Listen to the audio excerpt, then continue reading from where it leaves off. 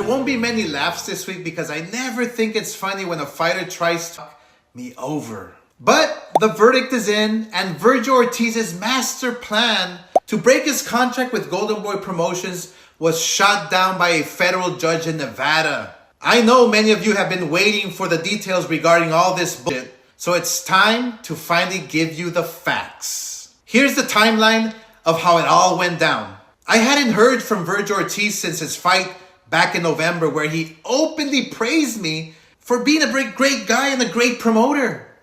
He is probably one of the most successful promoters in the history of the sport.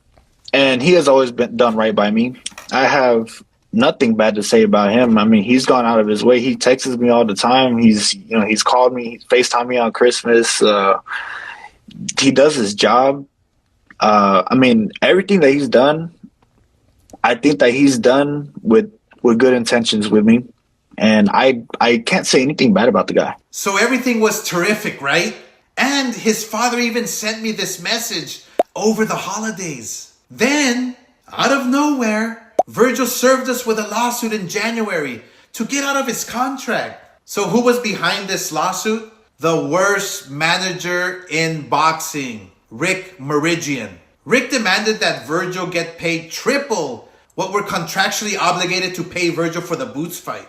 We were ready to make the fight, and I was lobbying to get him the most money possible. But Rick, being the selfish he is, tried to line his own pockets and felt the grass was greener with the others who interfered on the other side. And now, thanks to his poor advice, Vergil's sidelined, and he's headed to waste more money and time in mediation. And that could last years. Vergil, I still want to believe you're a good guy, and you received the worst advice on the planet. We always did right by you, treated you with respect. Remember when we were in Texas and I sent President Eric Gomez to sit with you while you and your father cried about pulling out of the fight the week of? And this was the second time this happened.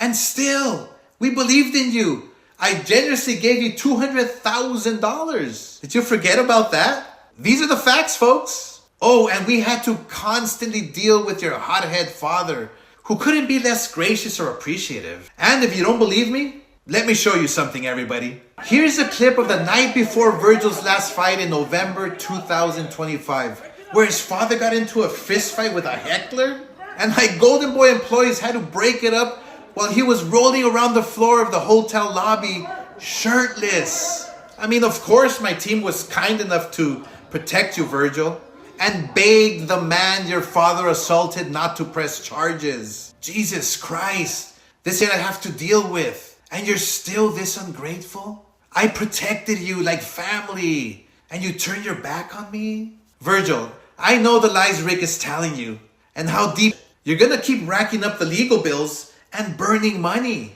Look, what Rick didn't tell you is that you could potentially stay on the shelf for years, just like Mikey Garcia did. And that's the way it's heading legally. The judge already ruled against you. But it isn't too late to fix this. From one fighter to another, you have to change the team around you. They're dragging you down, and we all see it from the outside. If you don't change your team, it's going to be another sad ending for another potential star in boxing.